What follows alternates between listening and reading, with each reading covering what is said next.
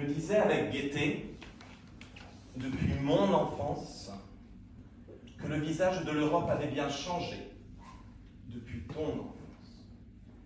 De mon grand-père, je tenais ces mots, qui depuis m'ont guidé comme un flambeau. Alors je suis parti pour Cologne, l'université allemande du sport, la Deutsche Sporthochschule, un univers qu'aujourd'hui encore j'explore. Ce soir, de la France et de l'Allemagne, nous célébrons l'amitié. Avec mes recherches, c'est celle du cœur et du cerveau qu'il me plaît d'étudier. Et, de ces deux amitiés, la première de la seconde pourrait bien s'inspirer. Cette histoire qui chaque jour me fait vibrer, que j'entends ce soir vous. Pourquoi Cologne? Pourquoi l'Allemagne? Pourquoi pas la Pologne? Pourquoi pas l'Espagne? Pour que l'aventure réussisse, le destin doit un jour basculer. C'était le 9 juillet 2006, par un soir d'été étoilé. Stade olympique de Berlin, finale de la Coupe du Monde. Les Français et les Italiens se querellant toujours la Joconde. Zidane, tel un héros de l'Antiquité, choisit pour cible un torse bombé. Quelle méprise, quelle fatalité! Cette perte de maîtrise, comment s'en relever? Cette question, cette interrogation n'a depuis cessé de hanter ma vision. C'est devenu tout l'objet de ma quête de toutes ces années passées. Comprendre cette tête, ce qui l'avait poussée. Alors j'ai commencé à interroger qui du cœur ou du cerveau était à blâmer. Ni l'un ni l'autre, me répondait-il offensé, s'accusant l'un l'autre de n'avoir su raison garder, se rejetant la faute, s'effusquant et bourriffé, gardant la tête haute et la poitrine gonflée. C'est alors qu'un éclair de malice vint me torpiller. Et si les deux étaient complices, et si les deux étaient liés, une seule volonté, une seule vérité, s'il était à la fin insensé de vouloir ainsi les séparer. Le cœur parle au cerveau, le cerveau parle au cœur, entre les deux, pas de vainqueur. Mais alors, comment les dompter? Mais alors, comment les apprivoiser? Il convenait d'abord de trouver entre eux le messager.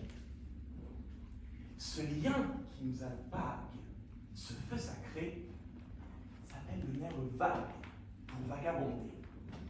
Il peut, acéré comme une dague, à notre pensée les plus beaux élans donnés. Mais lorsque le nerf vague divague, comment alors le contrôler? Cette question, 1000 fois, je me la suis posée. Et c'est ce soir que la réponse va vous être dévoilée.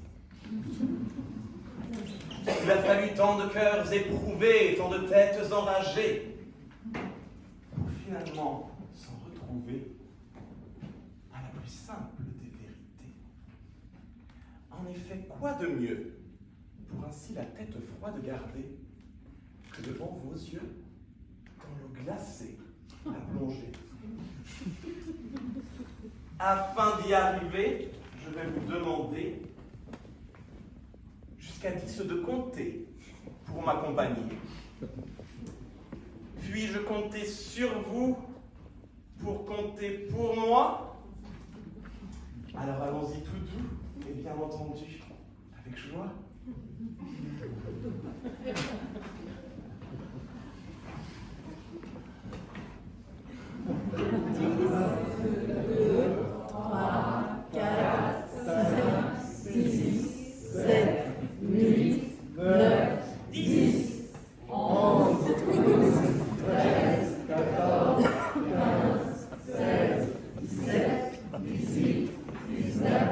20.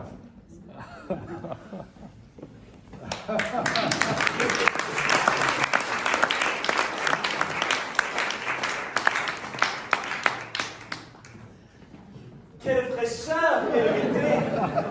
Toute querelle est désormais éloignée. Quelle fraîcheur, quelle sérénité! Un jour nouveau peut à présent commencer. Ce soir, de la France et de l'Allemagne, nous célébrons l'amitié. Une longue histoire chargée de velléité. Alors, à Napoléon et autres guerriers du passé, d'Adenauer et de Gaulle l'ambition, nous réconcilier. Et si de cette trajectoire vous vous écartez, j'ai à présent l'espoir qu'à l'esprit vous garderez, que si d'aventure vous sentez l'ire remonter, à la fontaine d'eau pure de Cologne, penserez, et sur un coup de tête obtus et désespéré, jamais plus vous ne partirez. Merci.